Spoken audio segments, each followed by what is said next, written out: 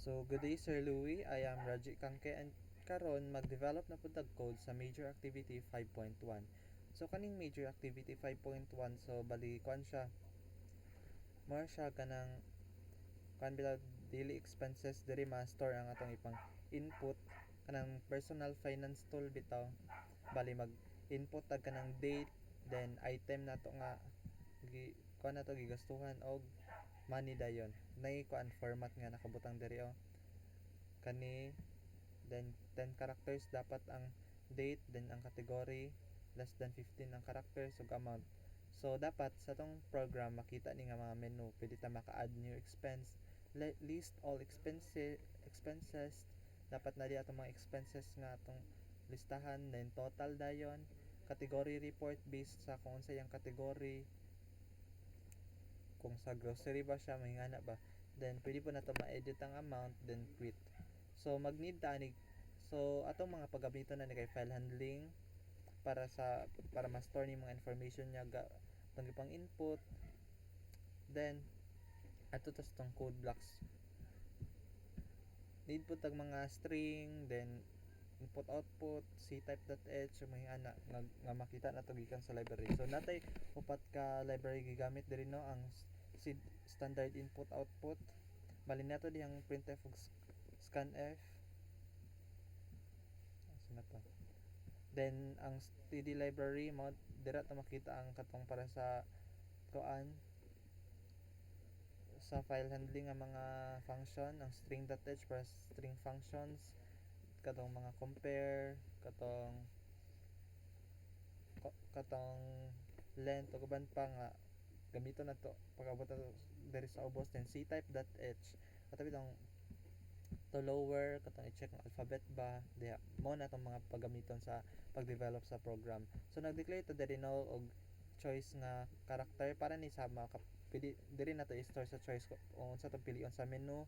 Ang date dayon maka-store siya 11 kay nay 10 ka characters na pang kay 11 kay null diri na to i-store sa date kung katong input sa user nga date gano sa niya katong expenses niya category din unsa nga category, then dira ma store, then amount din for storing expense amount mo diha nga variable ma store, then while true kay any number nga non-zero positive ay more than 0 kay true di ba na, so 1 while true execute ninyo ang sulod sa while.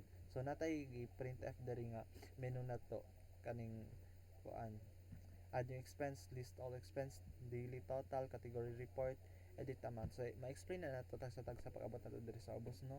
So ato siyang kuan nag declare ta choice, nag printf choice, magpili ta %c para sa character kung sa pipilion niya diri nga letter, then ato din convert into to lower kay para regardless kung capital ba or dili mas same ra yung value ba, same ra yung paingnan.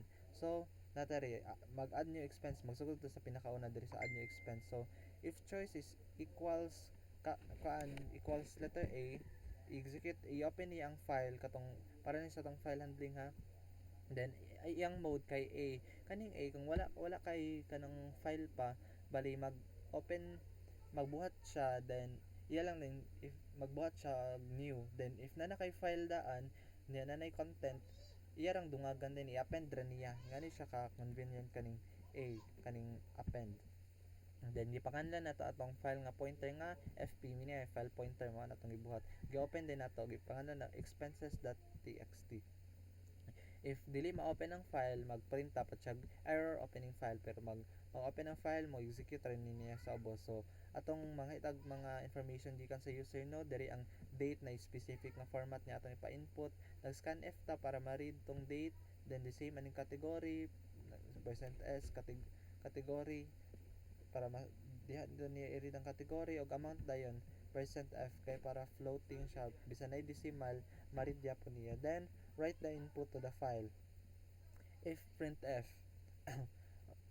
nag-use tag kuan if before printf para ma-write nato didto ang information bitaw gag-input gikan sa user atong date, category ug amount. So kaning nga printf ma-store siya dito sa file nato dito sa tong file handling nga file, then nato din i-close para to avoid leakage or any unnecessary nga mga butang nga unwanted bitaw.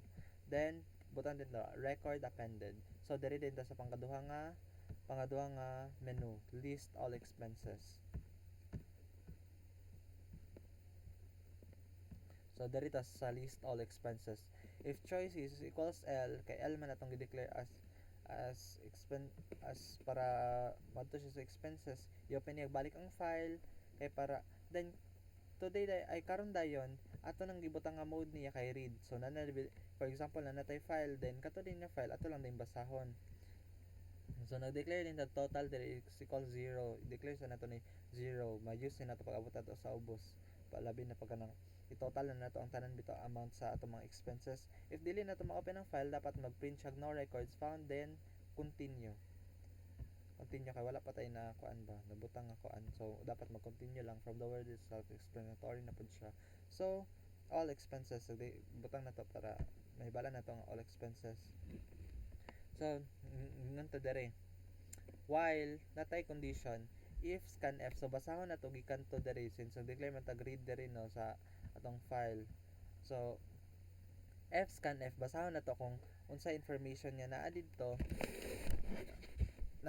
then ato dayong na din yung variable pangalan sa file basahon gyud nato dito bali atong ibutang ang pangalan sa file then %s og f minaan date category og amount dapat yan mag-equal siya sa 3 kani man tulo then i-printf din nato aling tulo %s ug %.2f dayon mao ni siya ang date category og amount then kani dayong amount para badly taga magtuyok siya taga linya ba sinsa man tay while o magtuyok siya taga linya i-add bitaw niya dayon ang amount. So for example natay first nga amount nga 10 and sa second na pud niya tuyok sa linya ani pagtuyok niya kay kuan na poy 10 na pod 20 antud sa ma-store niya sa total bitaw naman dire o plus or equal. So kung say value sa amount butang sa total masika update ang value sa total taga magtuyok then grand total %.2f para duha lang din ka decimal then diha ring total i-close na to avoid leakage or any unwanted nga mga butang.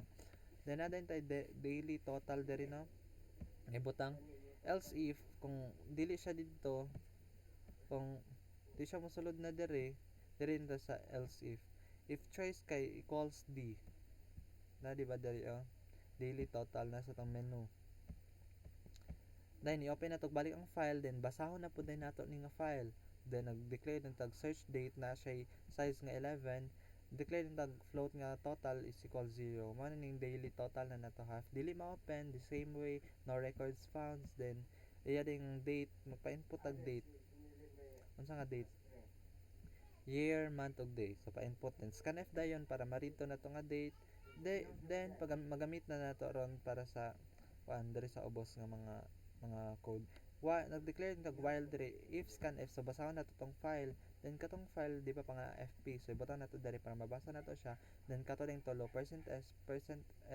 og f date category ug amount kung mag-equal siya sa 3 kay tulo man ni kabuok i-execute din niyang nasa sulod if str i-compare nato siya if equal 0 kay kung sa tong gi-input nga date diri dapat makita din nato once nga butang na tag date dayon para makita din nato to sa to dayon ang search date magtuyok na siya antud sa makuha na tong total ang search date compare man ni minus na to sa date kung ma-equal sa 0 meaning ana kanang equal siya i-ma-store siya sa kuan ang amount dayon ma-store din siya sa total so magtuyok na siya antud sa mahuman ay harapod kung ma-meet ang condition na nag-printf din to direct total spent %.2f nga total bali gi-print nato kung say kuan ba dire total dayon kung ma-execute ni nga equal 0 siya kay dapat man kay kada bitang dapat kay kuan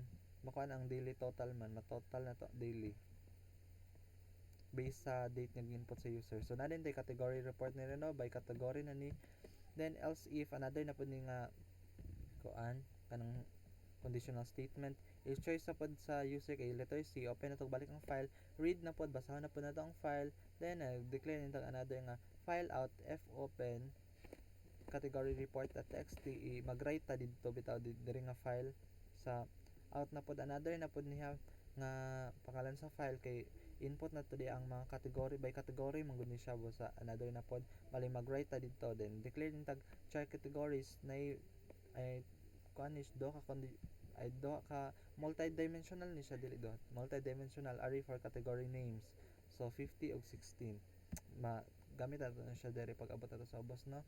Declare tag total nga na size nga 50, then initialize nato siya into 0, then nag-declare gyapon nag variable nga count og found og I, balikan ni mga indication ni siya na makahelp sa pag kuan sa tong kuan karon sa pag-execute sa tong program. Kung dili ma-open ang file, then error opening file, the same lang na sa explanation kanina. Then natin tay condition diri nga while fscan f, so bali basahon na to tong file na to dito sa atong paano sa diri sa atong fp, diri ta mag read gikan.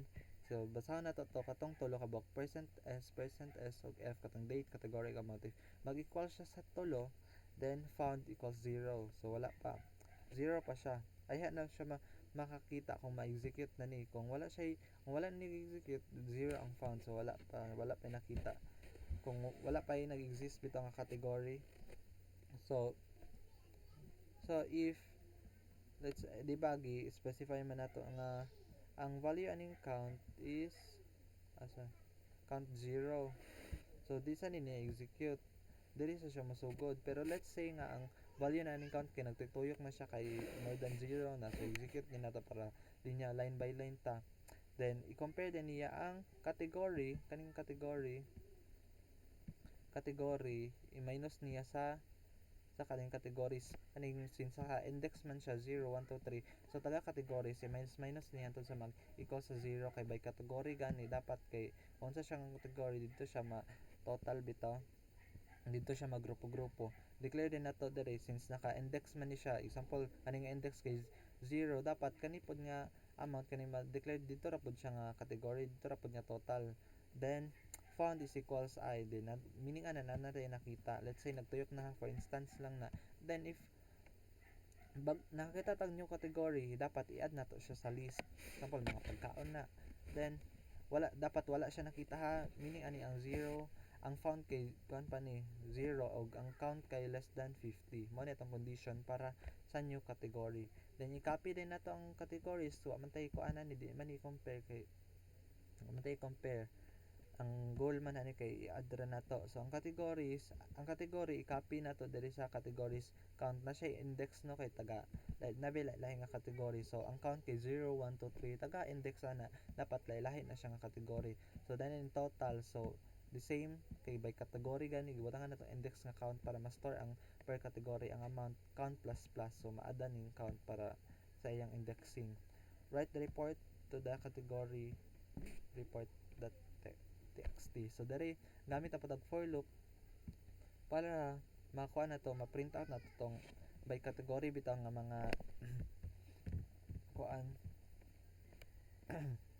para ma-print out na tong by category nga total. So basically nara no na kung kapila to siya nag-count, kung kapila siya nagtuyok nga nay mga new nga mga category, diya ra pod siya taman. Let's say nag-increment ang count og 5 taman, then if printf, meaning dito na to i-print sa file, then out bang man ni pangalan sa tong file, di ba ganina i-percent s %.2f, meaning aning s para sa category na may index o I, di ba na may for loop diri para per category niya ma-print og total sa I. The same way by index man, so na categorize na to bitaw siya. Category report generated, then nag-declare din ta diri nga na-generate na ang category. I-close rin nato ang doka file nato, if close og sa file pointer og sa out sa category na siya. So diri maka-edit na pud ang amount. Another na pud ni nga menu nga dapat i-enter sa user. So if ang user mag-input og letter E, open na pud nato the same way lang gyapon, i-open na nato ang file para dayon reading and writing atong mode R+ naman. So mas dako ay mas kuan na, mas more than one na iyang mabuhat ani nga mode. Then nag-declare ni search date, dili mas store tong search date kay 10 ang characters nga input sa user plus 1 para sa null. Then search cat, dili na to store ni nga variable, makita na to dili sa pag-search na to niya. Then new amount, magamit na nato pag abot nato sa ubos apil po ning long pause para sa position in the file. Then if dili ma-open ang file, error file opening. Diri din ta get record to edit. So mangayo lang tag mga information sa user, nagpa-input tag date, %s, search date, scanf para ma-read kung unsa yung input sa user, printf sa category na pod, %s, search cat, then new amount. Oh, float siya kay para ma-read ang mga ang decimal ana. Then nanin to dere read line by line para ma-remember nato ilang position. So natay gi-declare dere no nga while loop na po na condition niya if kaning pause kaning asa to long pause kay equals kay bali diri nato i-store ba ang if tell nga function open and close bars file pointer is greater than equals 0 og dapat ha greater than or equals 0 siya man yung condition og ang fscanf gikan natong pagbasa nato to sa file kaning file pointer dito ta nagbasa specify nato sa asa ta nga file nga basa kani tulo is equals 3 dapat ma-meet niya condition para i-execute din niyang nasa sulod. Dayon i-compare din nato ang search date og date kung mag-equal ba siya into 0 og ang search cat og category is if mag-equal ba siya 0 bali ang atong goal ni i-read din nato siya by line og kailangan i-consider natin ang position. So basta nagamit tag fseek diri So file pointer katong file na to pause dayon og 6 set bali sa para ni sa position ha move back to the beginning of this record so mobalik ta mo ni ang function ani nga line of code. So diri dayon since nag-declare man tag r plus so pwede ta maka-overwrite sa kung sa may diri nga kuan unsay nana dito nga nakabutang information. So if printf magsulat ta dito no dito sa file butang nato specify nato asa ta nga file gabutang dito sa file pointer magbutang ta dito date category new amount then update complete basically mura lang siya mura lang taga-update ba kung say nakabutang dito kay pwede na ta basahon unsay file unsay mga information dito nga file then pwede din nato i-update then lastly close nato kay as I said earlier para to avoid kung ani necessary nga mga panghitabo. Then lastly ang quit din if mag-input ang user og queue then exiting the program break dayon mao lang na siya kanang sa menu if gusto ka mag-quit then mag-exit na rin ang program, mag-break na rin, declare niya tag-break diri para mag-stop na ang program. Then else kung invalid na option, for example, input ang user og lahi nga number, character, letter, ma-print out lang din niya nga invalid choice, then return 0. Mao lang na siya, sir. Thank you so much. Murag paspas kayo ko but I do hope nga na-explain ako tara ang code. Thank you so much, sir.